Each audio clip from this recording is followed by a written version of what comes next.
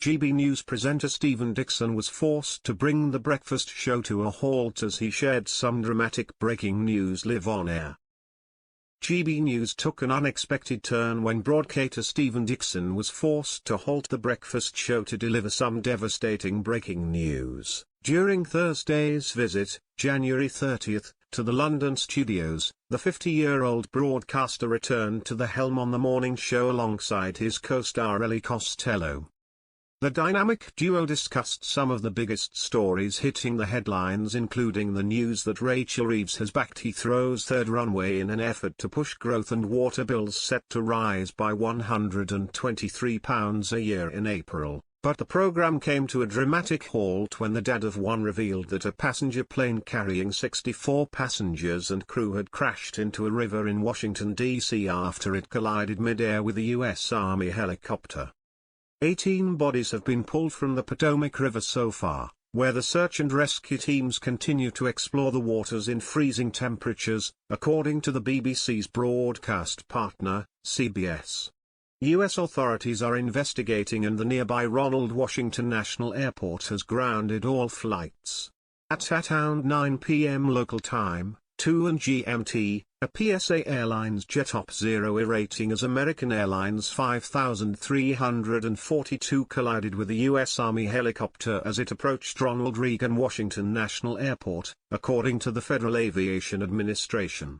The passenger plane, a Bombardier CRJ-700, departed from Wichita, Kansas, was carrying 60 passengers and 4 crew, according to American Airlines.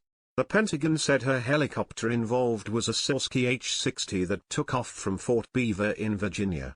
3 U.S. soldiers were on board the Army aircraft, Washington, D.C. Mayor Muriel Bauer said. The FAA said it would investigate the incident, together with the National Transportation Safety Board, NTSB. Early reports on U.S. media said the passenger plane could be seen split in half on the Potomac River, while the helicopter was upside down in the water. About 300 responders on rubber boats have been deployed to search for survivors. Stephen interrupted this earlier segment as he told listeners, "This is a hugely difficult situation and has had a federal response to this as well, which is hugely important." The presenters welcomed U.S. broadcaster Steve Gill onto the show via video link as he discussed the latest updates from the devastating crash. He began, "I've flown in and out of Reagan Airport many times, and it is in close proximity to the Capitol. I was there just a week ago for the inauguration, and I will tell you, it was brutally cold. Dealing in dark conditions, I think, because it was mentioned that the weather was about 42 degrees outside and in the waters it was about 37 degrees and about to freeze over. Apparently a military helicopter carrying 3 military personnel collided with this American Airlines flight carrying 60 passengers, 4 crew in mid-air as the pilots were being instructed, 'Can you see the approaching aircraft?'